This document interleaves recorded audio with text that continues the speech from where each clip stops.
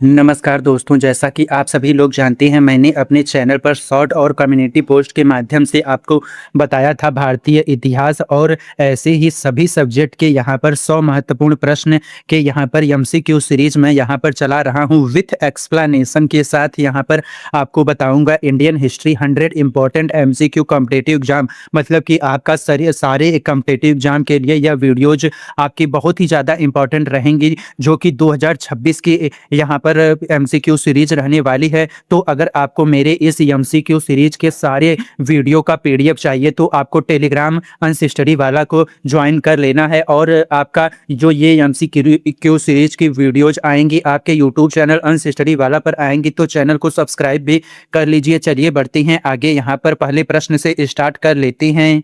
तो मेरे इस वीडियो का पहला प्रश्न है आपका यहाँ पर, सिंधु घाटी सभ्यता की खोज सबसे पहले किस स्थल पर हुई थी? तो आपका सही जवाब है यहाँ पर ऑप्शन नंबर बी, आपका हड़प्पा में इसकी यहाँ पर हुई थी। लोथल गुजरात में स्थित है। इसकी खोज एस.आर. राव ने की थी। यहाँ से विश्व का सबसे प्राचीन गोदी डॉक यार्ड मिली है। अब बढ़ते हैं अगले प्रश्न पर। अगला प्रश्न है आपका, हड़प्पा सभ्यता का प्रमुख बंदरगाह नगर कौन सा था? तो आपका सही जवाब है ऑप्शन बी, आपका यहाँ पर बंदरगाह नगर लोथल था। अब बढ़ते हैं आगे, यहाँ पर इसमें इंपॉर्टेंट पॉइंट पर, मोहनजोदड़ो सिंध पाकिस्तान में सिंधु नदी के तट पर स्थित है। इसकी खोज 1922 में आर.डी. बनर्जी ने की थी। मोहनजोदड़ो का शाब्दिक अर्थ है आपका मृतकों का टीला, इसका शाब्दिक अर्थ है। अब बढ़ते हैं यहाँ पर अगले प्रश्न पर। अगला प्रश्न है आपका यहाँ पर, मोहनजोदड़ो शब्द का अर्थ क्या है? तो आपका सही जवाब है ऑप्शन बी, मृतकों का टीला यहाँ पर मोहनजोदड़ो शब्द का अर्थ है। अब बढ़ती हैं आगे, यहाँ पर इसमें सिंधु सभ्यता एक कांस्य युगीन ब्रॉन्ज एज सभ्यता थी। लोग तांबे और कांसे के औजार प्रयोग करते थे, लोहे का प्रयोग नहीं जानते थे। अब बढ़ते हैं यहाँ पर आगे, इसमें अगले प्रश्न पर। अगला प्रश्न है आपका, सिंधु सभ्यता के लोग किस धातु से अपरिचित थे? तो आपका सही जवाब है यहाँ पर ऑप्शन नंबर आपका सी, यहाँ पर लोहा से यहाँ पर सिंधु सभ्यता के लोग अपरिचित थे। अब बढ़ते हैं यहाँ पर आगे, इसमें महान स्नानागार पक्की ईंटों से बना है, संभवतः धार्मिक स्नान हेतु प्रयुक्त होता था। यह मोहनजोदड़ो की सबसे प्रसिद्ध संरचना है। अब बढ़ती हैं आगे, यहाँ पर इसमें अगले प्रश्न पर। अगला प्रश्न है, महान स्नानागार ग्रेट बाथ किस स्थल से प्राप्त हुआ है? तो आपका सही जवाब है ऑप्शन बी, आपका मोहनजोदड़ो से प्राप्त हुआ है। अब बढ़ती हैं यहाँ पर आगे, इसमें इंपॉर्टेंट पॉइंट पर, गेहूं जौ के अलावा सिंधु सभ्यता के लोग कपास भी उगाते थे। यूनानियों ने कपास को सीडन कहा, जो सिंधु शब्द से बना। अब बढ़ती हैं आगे, यहाँ पर इसके अगले प्रश्न पर। अगला प्रश्न है आपका, सिंधु घाटी सभ्यता के लोगों की प्रमुख फसल कौन सी थी? तो आपका सही जवाब है यहाँ पर ऑप्शन नंबर ए, आपका गेहूं और जौ यहाँ पर सिंधु सभ्यता के लोगों की प्रमुख फसल थी। अब बढ़ती हैं आगे, यहाँ पर इसके इंपॉर्टेंट पॉइंट पर, कालीबंगा राजस्थान में घग्गर नदी के किनारे स्थित है। यहाँ जूते हुए खेत के साक्ष्य मिले हैं, जो कृषि तकनीक का प्रमाण है। अब बढ़ती हैं यहाँ पर आगे, इसमें अगले प्रश्न पर। अगला प्रश्न है आपका, किस हड़प्पाई स्थल से जुते हुए खेत के प्रमाण मिले हैं? तो आपका सही जवाब है यहाँ पर ऑप्शन नंबर आपका ए, यहाँ पर कालीबंगा में प्रमाण मिले हैं। अब बढ़ती हैं आगे, यहाँ पर इसमें मुहरों व मिट्टी की मूर्तियों से मातृ देवी पूजा का अनुमान लगता है। पशुपति मुहर भी सिंधु सभ्यता की धार्मिक मान्यताओं का प्रमाण है। यह प्रश्न है आपका यहाँ पर, हड़प्पा सभ्यता के लोग किस देवी की पूजा करते थे? ऐसे मुहरों से अनुमान होता है। तो आपका सही जवाब है यहाँ पर ऑप्शन बी, मातृ देवी मातृशक्ति का अनुमान होता है। अब बढ़ते हैं यहाँ पर आगे, इसमें इसके इंपॉर्टेंट पॉइंट पर, धौलावीरा गुजरात के कच्छ जिले में स्थित है। यह जल संरक्षण प्रणाली व साइन बोर्ड के लिए प्रसिद्ध है। अब बढ़ते हैं आगे, यहाँ पर इसके अगले प्रश्न पर। अगला प्रश्न है आपका, धौलावीरा किस राज्य में स्थित है? तो आपका सही जवाब है यहाँ पर ऑप्शन सी, आपका गुजरात राज्य में स्थित है।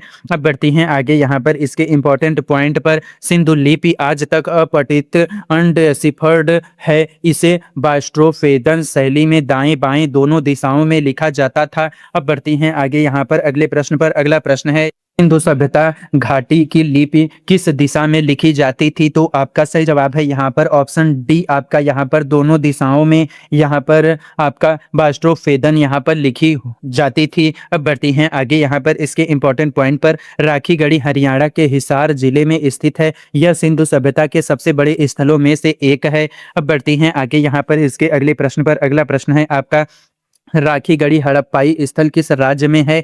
तो आपका सही जवाब है यहाँ पर ऑप्शन नंबर आपका ए, यहाँ पर हरियाणा राज्य में है राखी गढ़ी हड़प्पाई स्थल।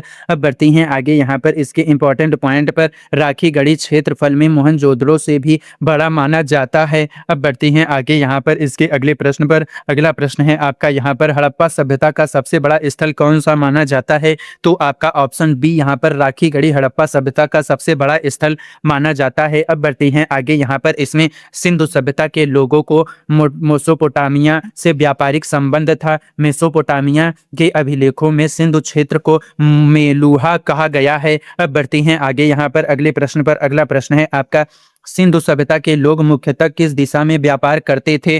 तो आपका सही जवाब है यहाँ पर ऑप्शन नंबर बी, आपका यहाँ पर मेसोपोटामिया में व्यापार करते थे। अब बढ़ते हैं आगे यहाँ पर इसमें, कालीबंगा राजस्थान में प्राचीन सरस्वती घग्गर नदी के किनारे स्थित था। अब बढ़ते हैं यहाँ पर आगे इसमें अगले प्रश्न पर। अगला प्रश्न है, कालीबंगा किस नदी के तट पर स्थित है? तो आपका सही जवाब है ऑप्शन सी, आपका घग्गर नदी के यहाँ पर तट पर स्थित है। अब बढ़ती हैं यहाँ पर आगे इसमें, सभ्यता के पतन के पीछे जलवायु परिवर्तन व नदियों के सूखने जैसे कारण माने जाते हैं। आक्रमण सिद्धांत को अब अधिकतर इतिहासकार अस्वीकार करते हैं।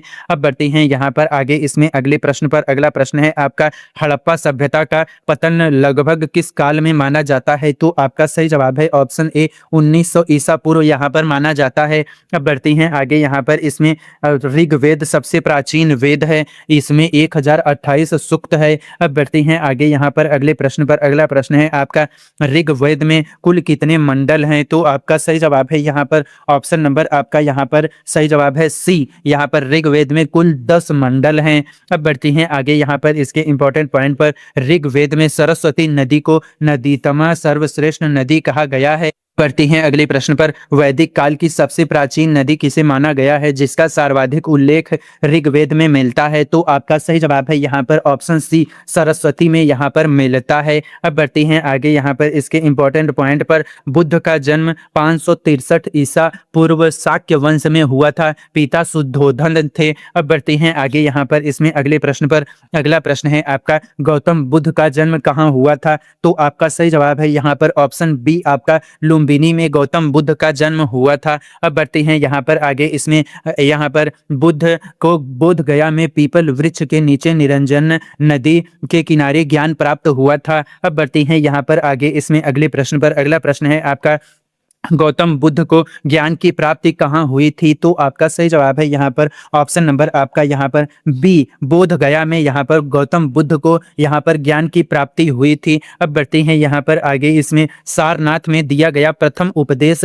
धर्म चक्र परिवर्तन कहलाता है। अब बढ़ती हैं आगे यहाँ पर इसमें अगले प्रश्न पर। अगला प्रश्न है आपका, बुद्ध ने अपना प्रथम उपदेश कहाँ दिया था? तो आपका सही जवाब है यहाँ पर ऑप्शन ए, सारनाथ में यहाँ पर बुद्ध ने अपना प्रथम उपदेश दिया था। अब बढ़ते हैं आगे यहाँ पर इसमें, महावीर का वास्तविक नाम वर्धमान था, वे 24वें तीर्थकर थे। अब बढ़ते हैं आगे यहाँ पर इसमें अगले प्रश्न पर। अगला प्रश्न है आपका, जैन धर्म के 24वें और अंतिम तीर्थकर कौन थे? तो आपका सही जवाब है यहाँ पर ऑप्शन नंबर सी, आपका महावीर स्वामी यहाँ पर जैन धर्म के 24वें और अंतिम तीर्थकर थे। अब बढ़ते हैं आगे यहाँ पर इसमें, महावीर के पिता सिद्धार्थ व माता त्रिशला थी। अब बढ़ते हैं आगे यहाँ पर इसके अगले प्रश्न पर। अगला प्रश्न है आपका, महावीर स्वामी का जन्म कहाँ हुआ था? तो आपका सही जवाब है यहाँ पर ऑप्शन नंबर ए, आपका यहाँ पर कुंड ग्राम वैशाली में महावीर स्वामी का जन्म हुआ था। अब बढ़ती हैं आगे यहाँ पर इसमें, मगध की प्रारंभिक राजधानी राजगृह गिरिव्रज थी, बाद में उदयन ने पाटलिपुत्र बसाया। अब बढ़ती हैं यहाँ पर आगे इसमें अगले प्रश्न पर। अगला प्रश्न है, महाजनपद काल में मगध की प्रारंभिक राजधानी क्या थी? तो आपका सही जवाब है यहाँ पर ऑप्शन बी, राजगृह यहाँ पर प्रारंभिक राजधानी थी। अब बढ़ते हैं आगे, 16 महाजनपदों का उल्लेख बौद्ध ग्रंथ अगुंतर निकाय में मिलता है। अब बढ़ती हैं आगे यहाँ पर इसमें, यहाँ पर 16 महाजनपदों का उल्लेख किस बौद्ध ग्रंथ में मिलता है? तो आपका सही जवाब है ऑप्शन ए, अगुंतर निकाय में मिलता है। अब बढ़ती हैं आगे यहाँ पर इसमें, यहाँ पर वज्जी संघ लिच्छवियों का एक गणतांत्रिक संघ था। अब बढ़ती हैं आगे यहाँ पर इसके अगले प्रश्न पर। अगला प्रश्न है आपका, वज्जी संघ की राजधानी क्या थी? तो आपका सही जवाब है यहाँ पर ऑप्शन नंबर ए आपका वैशाली यहाँ पर वज्जी संघ की राजधानी थी। अब बढ़ते हैं आगे, यहाँ पर इसमें प्रथम बौद्ध संगीति 483 ईसा पूर्व अजात शत्रु के संरक्षण में हुई। अब बढ़ती हैं यहाँ पर आगे, इसमें यहाँ पर अगले प्रश्न पर अगला प्रश्न है, बौद्ध धर्म का प्रथम बौद्ध संगीति कहाँ आयोजित हुई थी? तो आपका सही जवाब है यहाँ पर ऑप्शन नंबर ए आपका राजगृह में आयोजित हुई थी। अब बढ़ती हैं आगे, यहाँ पर इसमें अगले यहाँ पर इसके पॉइंट पर चतुर्थ बौद्ध संगीति कश्मीर के कुंडलवन में कनिष्क के काल में हुई थी। अब बढ़ती हैं आगे, अगले प्रश्न पर अगला प्रश्न है आपका, चतुर्थ बौद्ध संगीति किसके शासन काल में हुई थी? तो आपका सही जवाब है यहाँ पर ऑप्शन सी आपका कनिष्क के शासन काल में हुई थी। अब बढ़ती हैं आगे, यहाँ पर इसका बुद्ध का महापरिनिर्वाण 483 ईसा पूर्व कुशीनगर में हुआ था। अब बढ़ती हैं आगे, यहाँ पर इसके अगले प्रश्न पर अगला प्रश्न है आपका, बुद्ध का महापरिनिर्वाण कहाँ हुआ था? तो आपका सही जवाब है यहाँ पर ऑप्शन नंबर आपका ए यहाँ पर कुशीनगर में बुद्ध का महापरिनिर्वाण हुआ था। अब बढ़ती हैं आगे, यहाँ पर इसमें महावीर का निर्माण पावापुरी बिहार में हुआ था। अब बढ़ती हैं आगे, यहाँ पर अगले प्रश्न पर अगला प्रश्न है आपका, महावीर स्वामी को निर्वाण कहाँ प्राप्त हुआ था? तो आपका सही जवाब है यहाँ पर ऑप्शन ए पावापुरी में यहाँ पर निर्वाण प्राप्त हुआ था। अब बढ़ती हैं यहाँ पर आगे, इसमें उपनिषद वेदों का अंतिम व दार्शनिक भाग है, इन्हें वेदांत भी कहते हैं। अब बढ़ती हैं यहाँ पर आगे और अगले प्रश्न पर अगला प्रश्न है, उपनिषदों को किस अन्य नाम से जाना जाता है?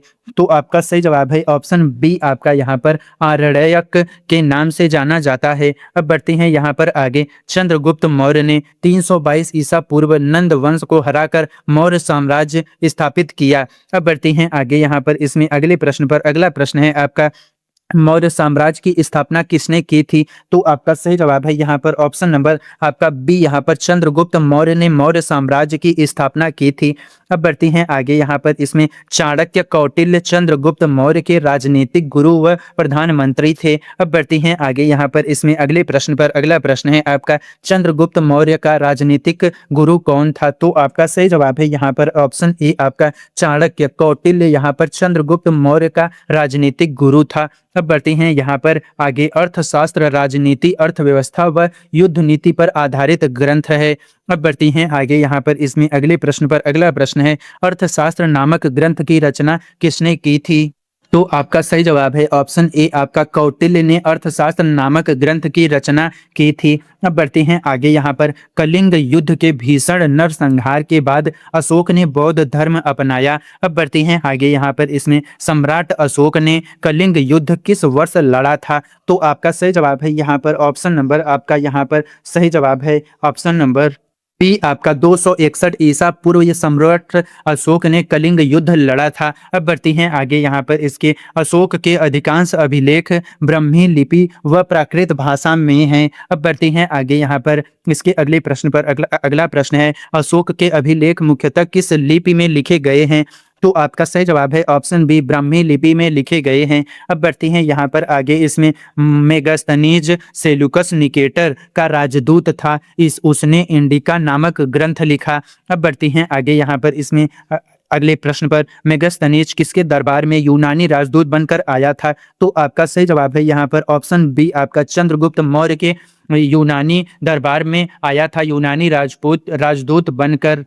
बढ़ते हैं आगे, यहाँ पर गुप्त वंश की स्थापना श्री गुप्त ने लगभग 240 ईसा में की थी। अब बढ़ते हैं यहाँ पर आगे, इसमें अगले प्रश्न पर अगला प्रश्न है आपका, गुप्त वंश का संस्थापक कौन था? तो आपका सही जवाब है यहाँ पर ऑप्शन नंबर ए आपका श्री गुप्त यहाँ पर गुप्त वंश का संस्थापक था। अब बढ़ते हैं आगे, यहाँ पर इसमें इतिहासकार V.A.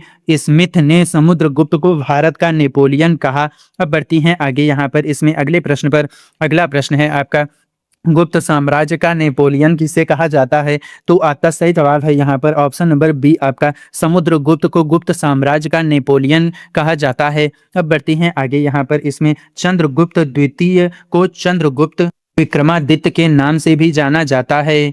अब बढ़ती हैं अगले प्रश्न पर अगला प्रश्न है, विक्रमादित्य की उपाधि किस गुप्त शासक ने धारण की थी? तो आपका सही जवाब है यहाँ पर ऑप्शन नंबर आपका बी चंद्रगुप्त द्वितीय ने यहाँ पर धारण की थी। अब बढ़ते हैं आगे, यहाँ पर इसमें फाहान 5वीं शताब्दी में चंद्रगुप्त द्वितीय के शासन काल में भारत आया था।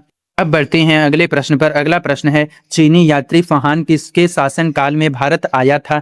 तो आपका सही जवाब है ऑप्शन बी, चंद्रगुप्त द्वितीय के शासनकाल में भारत आया था। अब बढ़ते हैं आगे। यहाँ पर नालंदा विश्वविद्यालय की स्थापना गुप्त काल में हुई, बाद में कुमार गुप्त प्रथम ने इसका विस्तार किया। अब बढ़ती हैं आगे यहाँ पर अगले प्रश्न पर। अगला प्रश्न है आपका, नालंदा विश्वविद्यालय की स्थापना किस काल में हुई थी? तो आपका सही जवाब है यहाँ पर ऑप्शन नंबर आपका यहाँ पर सही जवाब है बी, गुप्त काल में नालंदा विश्वविद्यालय की स्थापना हुई थी। अब बढ़ती हैं आगे। यहाँ पर इसमें आर्यभट्ट ने आर्यभट्टीय ग्रंथ लिखा और शून्य व पाई के मान का पर कार्य किया। अब बढ़ती हैं आगे। यहाँ पर इसमें अगले प्रश्न पर। अगला प्रश्न है आपका, आर्यभट्ट प्रसिद्ध गणितज्ञ खगोल शास्त्री किस काल में हुए थे? तो आपका सही जवाब है यहाँ पर ऑप्शन बी, गुप्त काल में यहाँ पर हुए थे। अब बढ़ती हैं आगे। यहाँ पर इसमें इलाहाबाद स्तंभ अभिलेख प्रयाग प्रशस्ति यहाँ पर हरिशेर द्वारा रचित है। अब बढ़ती हैं आगे। यहाँ पर इसमें अगले प्रश्न पर। अगला प्रश्न है आपका यहाँ पर, प्रयाग प्रशस्ति इलाहाबाद स्तंभ अभिलेख किस शासक की उपलब्धियों का वर्णन करता है? तो आपका सही जवाब है यहाँ पर ऑप्शन नंबर आपका यहाँ पर बी, यहाँ पर समुद्रगुप्त का यहाँ पर वर्णन करता है।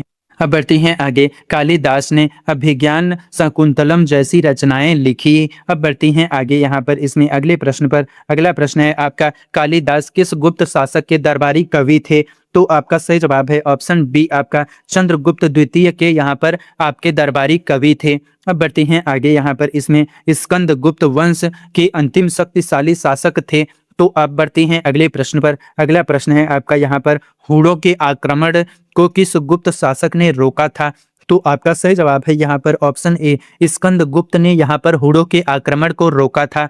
अब बढ़ती हैं आगे। यहाँ पर इसमें हर्षवर्धन का शासनकाल 606 से 647 ईस्वी तक रहा। अब बढ़ती हैं आगे। यहाँ पर इसमें अगले प्रश्न पर। अगला प्रश्न है, हर्षवर्धन की राजधानी क्या थी? तो आपका सही जवाब है यहाँ पर ऑप्शन नंबर आपका बी, कन्नौज। यहाँ पर कान्य कुब्ज यहाँ पर हर्षवर्धन की राजधानी थी।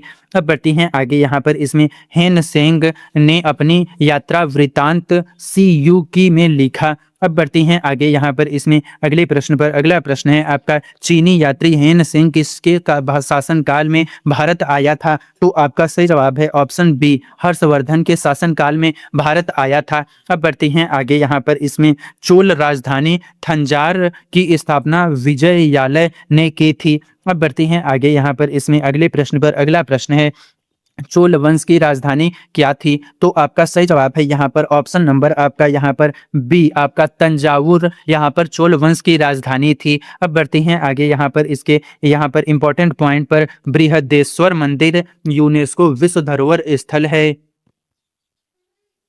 पहला प्रश्न है, बृहदेश्वर मंदिर का निर्माण किस चोल शासक ने करवाया था? तो आपका सही जवाब है यहाँ पर ऑप्शन ए, राजा प्रथम ने यहाँ पर करवाया था। अब बढ़ते हैं आगे। यहाँ पर इसमें पल्लव राजधानी कांचीपुरम व महाबलीपुरम स्मारकों के लिए प्रसिद्ध थी। अब बढ़ते हैं आगे। यहाँ पर इसमें अगले प्रश्न पर। अगला प्रश्न है, पल्लव वंश की राजधानी क्या थी? तो आपका सही जवाब है यहाँ पर ऑप्शन बी, आपका कांचीपुरम पल्लव वंश की राजधानी थी। ऐहोल प्रशस्ति रवि कीर्ति द्वारा रचित है। यह पुलकेशिन द्वितीय की उपलब्धियों का वर्णन करती है। तो अभी तक यहाँ पर आपके 50 प्रश्न हो चुके हैं। अगर आप सफल होना चाहते हैं तो अपने अंदर की प्रतिभाओं को पहचानिए, सोचने में समय व्यर्थ मत कीजिए, अभी अपना कार्य प्रारंभ कर दें। समय राजा से रंक बन सकता है, रंक से राजा बन सकता है। डर 2 पल का होता है, निडरता जिंदगी भर रहती है। आप जैसा सोचते हैं वैसा ही करते हैं। तो चलिए अब बढ़ते हैं अगले प्रश्न पर। अगला प्रश्न है आपका यहाँ पर, ऐहोल प्रशस्ति किस राजवंश से संबंधित है? तो आपका सही जवाब है यहाँ पर ऑप्शन नंबर बी, आपका चालुक्य। यहाँ पर ऐहोल प्रशस्ति यहाँ पर चालुक्य राजवंश से संबंधित है। अब बढ़ती हैं आगे। यहाँ पर इसमें कैलाश मंदिर राष्ट्रकूट शासक कृष्ण प्रथम ने बनवाया। यह एकाश्म मोनोलिथिक मंदिर है। अब बढ़ती हैं आगे। यहाँ पर इसमें अगले प्रश्न पर। अगला प्रश्न है आपका, एलोरा का कैलाश मंदिर किस वंश के शासकों ने बनवाया था? तो अब बढ़ती हैं इसके आंसर पर। इसका आंसर है आपका ऑप्शन नंबर बी, आपका राष्ट्रकूट ने एलोवेरा का कैलाश मंदिर यहाँ पर बनवाया था। अब बढ़ती हैं आगे। यहाँ पर इसमें इसके इंपॉर्टेंट पॉइंट पर, हरिहर व बुक्का विधारणय के शिष्य थे। विजयनगर की स्थापना 1336 ईस्वी में हुई थी, जो कि इन्होंने ही करवाई थी। अब बढ़ते हैं आगे यहाँ पर इसमें अगले प्रश्न पर। विजयनगर साम्राज्य की स्थापना किसने की थी? तो आपका सही जवाब है यहाँ पर ऑप्शन नंबर ए आपका हरिहर और बुक्का ने विजयनगर साम्राज्य की स्थापना की थी। अब बढ़ती हैं आगे यहाँ पर इसमें कृष्णदेव राय तुलु वंश के शासक थे, अष्टदिग्गज कवियों के संरक्षक थे। अब बढ़ती हैं आगे अगले प्रश्न पर। अगला प्रश्न है आपका, विजयनगर साम्राज्य का सबसे प्रतापी शासक कौन माना जाता है? तो आपका सही जवाब है यहाँ पर ऑप्शन नंबर आपका यहाँ पर सही जवाब है बी आपका कृष्णदेव राय यहाँ पर विजयनगर साम्राज्य का सबसे प्रतापी शासक था। अब बढ़ती हैं आगे यहाँ पर। टालीकोटा युद्ध में विजयनगर को दक्कन सल्तनतों के संयुक्त गठबंधन ने पराजित किया। अब बढ़ती हैं आगे यहाँ पर इसमें अगले प्रश्न पर। अगला प्रश्न है आपका, टालीकोटा का युद्ध 1565 किसके बीच लड़ा गया था? तो आपका सही जवाब है यहाँ पर ऑप्शन नंबर ए आपका विजयनगर व दक्कन सल्तनत के बीच लड़ा गया था। अब बढ़ते हैं आगे यहाँ पर इसमें आपका कुतुबुद्दीन ऐबक गुलाम मामलुक वंश का संस्थापक था। अब बढ़ते हैं आगे यहाँ पर इसमें अगले प्रश्न पर। अगला प्रश्न है, दिल्ली सल्तनत की स्थापना किसने की थी? तो आपका सही जवाब है यहाँ पर ऑप्शन नंबर आपका यहाँ पर बी आपका कुतुबुद्दीन ऐबक ने यहाँ पर दिल्ली सल्तनत की स्थापना की थी। अब बढ़ती हैं आगे यहाँ पर इसमें कुतुब मीनार का निर्माण ऐबक ने शुरू किया, इल्तुतमिश ने पूरा किया। अब बढ़ती हैं आगे यहाँ पर इसमें अगले प्रश्न पर। अगला प्रश्न है, कुतुब मीनार का निर्माण किसने प्रारंभ करवाया था? तो आपका सही जवाब है यहाँ पर ऑप्शन नंबर ए आपका यहाँ पर कुतुबुद्दीन ऐबक ने यहाँ पर कुतुब मीनार का निर्माण प्रारंभ करवाया था। अब बढ़ती हैं आगे यहाँ पर इसमें अगले प्रश्न पर। उसके पहले इंपॉर्टेंट पॉइंट देख लीजिए। रजिया सुल्तान 1236 से 1240 तक दिल्ली की सुल्तान रही। अब बढ़ती हैं अगले प्रश्न पर। अगला प्रश्न है आपका, रजिया सुल्तान दिल्ली की एकमात्र महिला शासक किस वंश से थी? तो आपका सही जवाब है यहाँ पर ऑप्शन नंबर आपका यहाँ पर सही जवाब है ऑप्शन नंबर बी आपका गुलाम मामलुक वंश की यहाँ पर थी। अब बढ़ती हैं आगे यहाँ पर इसमें यहाँ पर बाजार नियंत्रण व्यवस्था से अलाउद्दीन खिलजी ने बड़ी स्थायी सेना कम खर्च में बनाए रखी। अब बढ़ती हैं आगे यहाँ पर इसमें अलाउद्दीन खिलजी ने अपनी राजधानी दिल्ली से कहाँ स्थानांतरित की थी? योजना अनुसार बाजार नियंत्रण किया। तो आपका सही जवाब है ऑप्शन बी सेना की लागत नियंत्रित करना। अब बढ़ती हैं आगे यहाँ पर इसमें मोहम्मद बिन तुगलक ने 1327 में राजधानी देवगिरी दौलताबाद स्थानांतरित की थी। अब बढ़ते हैं अगले प्रश्न पर। अगला प्रश्न है आपका, मोहम्मद बिन तुगलक ने अपनी राजधानी दिल्ली से कहां स्थानांतरित की थी? तो आपका सही जवाब है ऑप्शन बी देवगिरी दौलताबाद में स्थानांतरित की थी। अब बढ़ती हैं आगे यहाँ पर इसमें प्रथम पानीपत युद्ध में बाबर ने इब्राहिम लोदी को हराकर मुगल वंश की नींव रखी। अब बढ़ते हैं आगे यहाँ पर इसमें अगले प्रश्न पर। पानीपत का प्रथम युद्ध 1526 किसके बीच हुआ था? तो आपका सही जवाब है यहाँ पर ऑप्शन नंबर आपका ए यहाँ पर आपका बाबर व इब्राहिम लोदी के बीच हुआ था। यहाँ पर एक प्रश्न में दो प्रश्न आपके मिल गए। जैसे पानीपत का प्रथम युद्ध 1526 में हुआ था, ये भी आपको पता चल गया, और पानीपत का प्रथम युद्ध किसके किसके बीच हुआ था, बाबर और इब्राहिम लोदी, ये भी आपको पता चला। एक प्रश्न में आपको दो प्रश्न का आंसर आपको मिल गया। अब बढ़ती हैं आगे यहाँ पर इसमें बाबर तैमूर व चंगोज खान का वंशज था। अब बढ़ती हैं आगे यहाँ पर इसमें अगले प्रश्न पर। अगला प्रश्न है आपका, मुगल साम्राज्य की स्थापना किसने की थी? तो आपका सही जवाब है यहाँ पर ऑप्शन नंबर बी आपका बाबर ने मुगल साम्राज्य की स्थापना की थी। अब बढ़ती हैं आगे यहाँ पर इसमें शेर शाह सूरी ने रुपया मुद्रा भी प्रचलित की थी। अब बढ़ती हैं आगे यहाँ पर इसमें अगले प्रश्न पर। शेर शाह सूरी ने कौन सी प्रसिद्ध सड़क बनवाई थी? तो आपका सही जवाब है यहाँ पर ऑप्शन नंबर आपका ए यहाँ पर ग्रैंड ट्रंक रोड यहाँ पर बनवाई थी। अब बढ़ती हैं आगे यहाँ पर दीन ए इलाही के साम्यवादी धर्म था, जिसके बाद कम अनुयायी बने। अब बढ़ती हैं आगे यहाँ पर इसमें अगले प्रश्न पर। अगला प्रश्न है आपका, अकबर ने दीन ए इलाही धर्म की स्थापना किस वर्ष की थी? तो आपका सही जवाब है यहाँ पर ऑप्शन नंबर आपका यहाँ पर सी आपका 1582 में इसकी स्थापना की थी। अब बढ़ती हैं आगे यहाँ पर इसमें फतेहपुर सीकरी में जल स्रोत की कमी के कारण अकबर को राजधानी छोड़नी पड़ी। अब बढ़ती हैं आगे यहाँ पर इसमें अगले प्रश्न पर। अगला प्रश्न है, अकबर की राजधानी फतेहपुर सीकरी क्यों त्यागनी पड़ी थी? तो आपका सही जवाब है यहाँ पर ऑप्शन ए जल की कमी के कारण यहाँ पर त्यागनी पड़ी थी। अब बढ़ती हैं आगे यहाँ पर, ताजमहल शाहजहां ने अपनी पत्नी मुमताज महल की याद में बनवाया। अब बढ़ती हैं आगे यहाँ पर इसमें ताजमहल का निर्माण किस मुगल शासक ने करवाया था? तो आपका सही जवाब है ऑप्शन बी, शाहजहां ने यहाँ पर ताजमहल का निर्माण मुगल शासक ने करवाया था। अब बढ़ती हैं आगे यहाँ पर इसमें 1857 विद्रोह के बाद बहादुर शाह जफर को रंगून निर्वासित कर दिया गया। अब बढ़ती हैं आगे यहाँ पर इसमें मुगल साम्राज्य का अंतिम शासक कौन था? तो आपका सही जवाब है यहाँ पर ऑप्शन नंबर आपका यहाँ पर सही जवाब है ए, आपका बहादुर शाह जफर ने यहाँ पर मुगल साम्राज्य का अंतिम शासक था। अब बढ़ती हैं आगे यहाँ पर इसमें हल्दी घाटी युद्ध में अकबर की सेना का नेतृत्व मान सिंह ने किया था। अब बढ़ती हैं आगे यहाँ पर इसमें अगले प्रश्न पर। अगला प्रश्न है आपका, हल्दी घाटी का युद्ध 1576 किसके बीच लड़ा गया था? तो आपका सही जवाब है यहाँ पर ऑप्शन ए, आपका अकबर व राणा प्रताप के बीच यहाँ पर लड़ा गया था। अब बढ़ते हैं आगे यहाँ पर इसमें शिवाजी का राज्याभिषेक रायगढ़ में हुआ, उन्होंने छत्रपति उपाधि धारण की। अब बढ़ते हैं आगे यहाँ पर इसमें अगले प्रश्न पर। अगला प्रश्न है आपका, शिवाजी का राज्याभिषेक किस वर्ष हुआ था? तो आपका सही जवाब है ऑप्शन बी, 1674 में शिवाजी का राज्याभिषेक हुआ था। अब बढ़ती हैं आगे यहाँ पर इसमें यहाँ पर तृतीय पानीपत युद्ध में मराठों की अहमद शाह अब्दाली से करारी हार हुई। अब बढ़ती हैं आगे यहाँ पर अगले प्रश्न पर।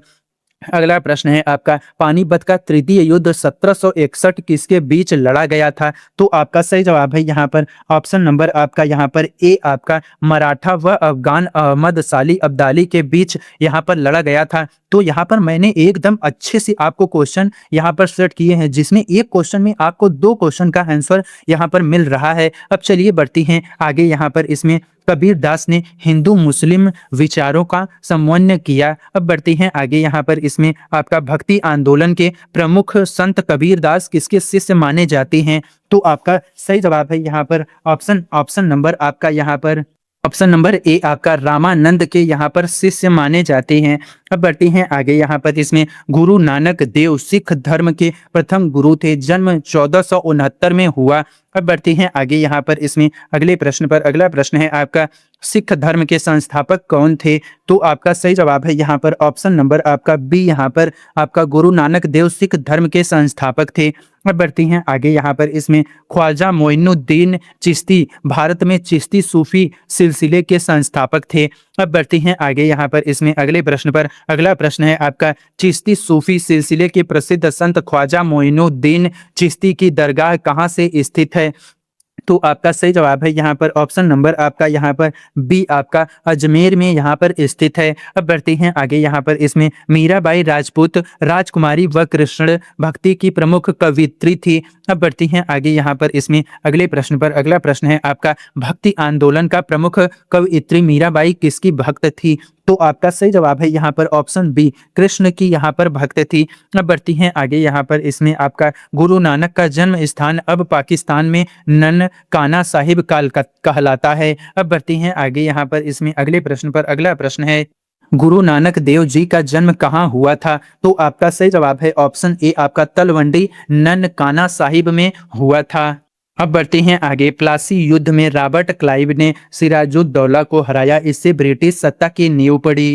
तो अभी तक आपके 75 प्रश्न यहाँ पर हो चुके हैं। यहाँ पर the right step will always lead you to success, यहाँ पर आपकी मोटिवेशन लाइन है, इसको आपको अब एकदम अपने दिमाग में फिट कर लेना है। चलिए अब बढ़ती हैं अगले प्रश्न पर। अगला प्रश्न है आपका, प्लासी का युद्ध किस वर्ष लड़ा गया था? तो आपका सही जवाब है ऑप्शन नंबर आपका ए, यहाँ पर 1757 में यहाँ पर प्लासी का युद्ध लड़ा गया था। अब बढ़ते हैं आगे यहाँ पर इसमें, बक्सर युद्धों में अंग्रेजों ने मीर कासिम सिराजुद्दौला व शाह आलम द्वितीय के संयुक्त गठबंधन को हराया। अब बढ़ती हैं आगे यहाँ पर इसमें अगले प्रश्न पर। अगला प्रश्न है आपका, बक्सर का युद्ध 1764 किसके बीच लड़ा गया था? तो आपका सही जवाब है यहाँ पर ऑप्शन नंबर आपका यहाँ पर बी, आपका अंग्रेज व संयुक्त सेना मीर कासिम सिराजुद्दौला शाह आलम द्वितीय के बीच लड़ा गया था। अब बढ़ती हैं आगे यहाँ पर इसमें, वारेन हेस्टिंग को 1773 के रेगुलेटिंग एक्ट के तहत governor general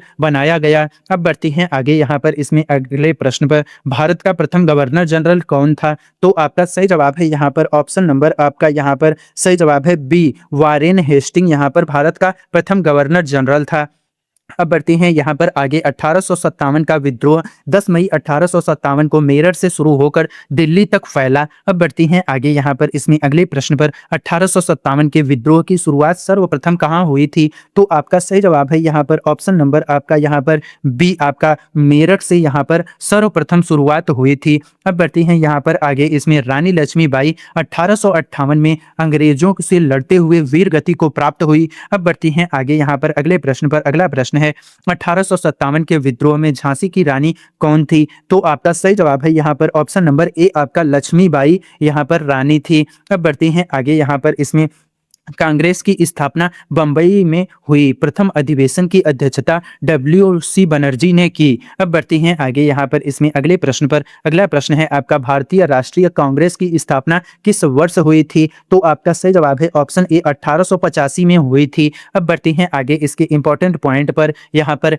A O homeo एक सेवानिवृत्त ब्रिटिश सिविल सेवक थे। अब बढ़ती हैं आगे यहाँ पर प्रश्न है आपका भारतीय राष्ट्रीय कांग्रेस के संस्थापक कौन थे? तो आपका सही जवाब है यहाँ पर ऑप्शन नंबर आपका बी यहाँ पर ए ओ होम्यो यहाँ पर संस्थापक थे। अब बढ़ते हैं आगे यहाँ पर इसमें बंगाल विभाजन लॉर्ड कर्जन ने किया, इससे स्वदेशी आंदोलन शुरू हुआ। अब बढ़ती हैं आगे यहाँ पर अगले प्रश्न पर। बंगाल का विभाजन किस वर्ष हुआ था? तो आपका सही जवाब है यहाँ पर ऑप्शन नंबर ए आपका 1905 में हुआ था। अब बढ़ती हैं आगे यहाँ पर इसमें आपका मुस्लिम लीग की स्थापना ढाका में हुई थी। अब बढ़ती हैं आगे यहाँ पर इसमें अगले प्रश्न पर। अगला प्रश्न है आपका मुस्लिम लीग की स्थापना किस वर्ष हुई थी? तो आपका सही जवाब है यहाँ पर ऑप्शन नंबर आपका यहाँ पर सही जवाब है ए 1906 में मुस्लिम लीग की स्थापना हुई थी। अब बढ़ते हैं आगे। चंपारण सत्याग्रह गांधी जी का भारत में पहला आंदोलन था नील बागान मालिकों के विरुद्ध। अब बढ़ती हैं आगे यहाँ पर इसमें अगले प्रश्न पर। अगला प्रश्न है आपका गांधी जी ने चंपारण सत्याग्रह किस वर्ष शुरू किया था? तो आपका सही जवाब है यहाँ पर ऑप्शन नंबर आपका बी 1917 में गांधी जी ने चंपारण सत्याग्रह शुरू किया था। अब बढ़ती हैं आगे यहाँ पर इसमें जलियांवाला बाग हत्याकांड जनरल डायर के आदेश पर अमृतसर में हुआ था। अब बढ़ती हैं आगे यहाँ पर इसमें अगले प्रश्न पर। जलियांवाला बाग हत्याकांड किस वर्ष हुआ था? तो आपका सही जवाब है यहाँ पर ऑप्शन नंबर ए आपका 1919 में जलियांवाला बाग हत्याकांड हुआ था। अब बढ़ते हैं आगे यहाँ पर इसमें असहयोग आंदोलन चौरी चौरा कांड 1922 के बाद वापस लिया गया। अब बढ़ते हैं आगे यहाँ पर इसमें अगले प्रश्न पर। असहयोग आंदोलन किस वर्ष शुरू हुआ था? तो आपका सही जवाब है ऑप्शन ए 1920 में असहयोग आंदोलन शुरू हुआ। अब बढ़ती हैं आगे यहाँ पर। दांडी यात्रा 24 दिनों में 390 किमी की दूरी तय कर पूरी हुई। अब बढ़ती हैं आगे यहाँ पर इसमें अगले प्रश्न पर। अगला प्रश्न है दांडी यात्रा नमक सत्याग्रह किस वर्ष हुई थी? तो आपका सही जवाब है यहाँ पर ऑप्शन नंबर आपका बी 1930 में हुई थी। अब बढ़ते हैं आगे यहाँ पर इसमें भारत छोड़ो आंदोलन में गांधी जी ने करो या मरो का नारा दिया था। अब बढ़ते हैं आगे। भारत छोड़ो आंदोलन किस वर्ष शुरू हुआ था? तो आपका सही जवाब है यहाँ पर ऑप्शन बी आपका 1942 में भारत छोड़ो आंदोलन शुरू हुआ था। अब बढ़ते हैं आगे यहाँ पर इसमें अगले प्रश्न पर। उससे पहले इंपॉर्टेंट पॉइंट। INA की स्थापना रास बिहारी बोस ने की, बाद में नेतृत्व सुभाष चंद्र बोस ने संभाला। अब बढ़ती हैं आगे यहाँ पर इसमें भारतीय राष्ट्रीय सेना INA की स्थापना किसने की थी? तो आपका सही जवाब है यहाँ पर ऑप्शन नंबर आपका बी रास बिहारी बोस ने यहाँ पर की थी।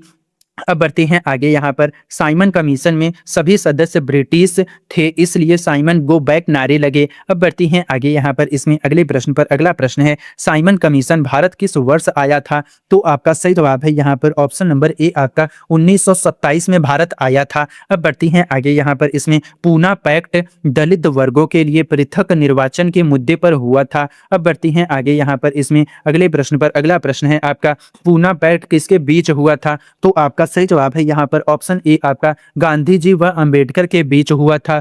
अब बढ़ती हैं आगे यहाँ पर इसमें 15 अगस्त 1947 को नेहरू ने ट्रिस्ट विद डेस्टिनी भाषण दिया था। अब बढ़ती हैं आगे यहाँ पर इसमें अगले प्रश्न पर। अगला प्रश्न है भारत को स्वतंत्रता किस वर्ष मिली थी? तो आपका सही जवाब है ऑप्शन बी 1947 में भारत को स्वतंत्रता मिली थी।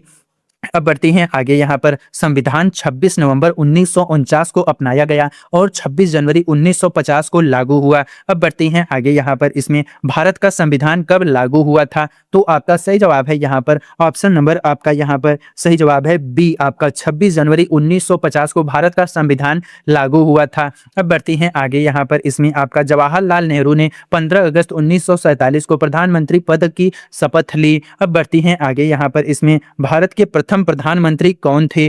तो आपका सही जवाब है जवाहरलाल नेहरू आपके भारत के प्रथम प्रधानमंत्री थे। अब बढ़ती हैं आगे। यहाँ पर राजेंद्र प्रसाद 1950 से 1962 तक सबसे लंबे समय तक राष्ट्रपति रहे। अब बढ़ती हैं आगे। यहाँ पर इसमें आपका भारत के प्रथम राष्ट्रपति कौन थे? तो आपका सही जवाब है यहाँ पर ऑप्शन नंबर आपका यहाँ पर ए, आपका राजेंद्र प्रसाद भारत के प्रथम राष्ट्रपति थे। अब बढ़ती हैं आगे। यहाँ पर संविधान सभा का गठन दिसंबर 1946 में हुआ था। अब बढ़ती हैं आगे। यहाँ पर इसमें अगले प्रश्न पर अगला प्रश्न है आपका यहाँ पर भारतीय संविधान सभा के अध्यक्ष कौन थे? तो आपका सही जवाब है यहाँ पर ऑप्शन नंबर आपका यहाँ पर ए, आपका यहाँ पर राजेंद्र प्रसाद यहाँ पर आपके थे। डॉक्टर भीमराव अंबेडकर को भारतीय संविधान का जनक कहा जाता है। अब बढ़ते हैं आगे। यहाँ पर इसमें भारतीय संविधान की प्रारूप समिति के अध्यक्ष कौन थे? तो आपका सही जवाब है बी आर अम्बेडकर यहाँ पर अध्यक्ष थे। अब बढ़ते हैं आगे। यहाँ पर इसमें सरदार पटेल ने रियासतों के एकीकरण में महत्वपूर्ण भूमिका निभाई। अब बढ़ती हैं आगे। यहाँ पर इसमें सरदार वल्लभ भाई पटेल को किस उपाधि से जाना जाता है? तो आपका लौह पुरुष के उपाधि से जाना जाता है। अब बढ़ती हैं आगे। यहाँ पर लॉर्ड माउंटबेटन ने विभाजन व स्वतंत्रता की प्रक्रिया की देख रेख की। अब बढ़ती हैं आगे और इस वीडियो के लास्ट प्रश्न पर आपका भारत पाकिस्तान विभाजन के समय भारत के अंतिम वायसराय कौन थे? तो आपका सही जवाब है यहाँ पर option number B, Lord Mountbatten यहाँ पर आपके अंतिम वायसराय थे।